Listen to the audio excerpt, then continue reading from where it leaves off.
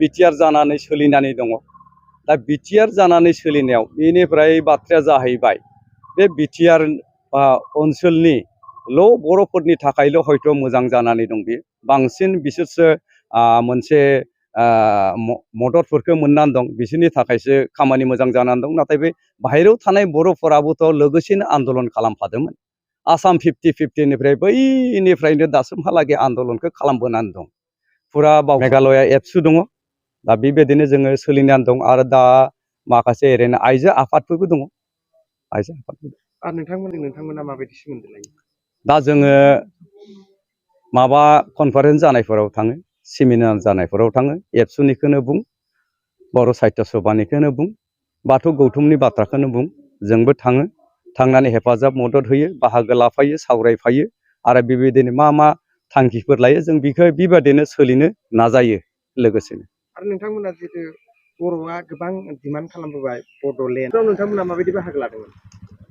दा गोदो जोंनि माबायाव जोङो जे एबसु आन्दलन आसाम 50-50 होननानै बै बड'लेण्ड जेब्ला दाबि खालामदों फरायसा आफादफोरा, दा फरायसा आफाद जानानै जोंबो बिथांमोनजों हेफाजाब हैदोंमोन।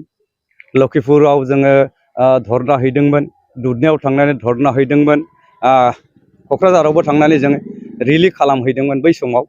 आरो बिदिनो बै समाव मोनसे बिटिसि जाबोबाय ना, बड'लेण्ड जादों। बड'लेण्ड जानायनि उनावबो सोलिबोदों सरकारा।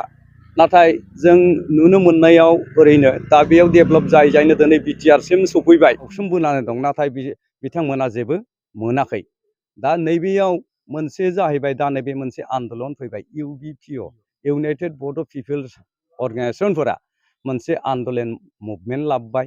बे लाबोयैनो आन्दलननि फर्जायाव बिथांमोना दा बर' कासारि वेलफेयार अट'नमास काउन्सिलखौ मोननो हादों।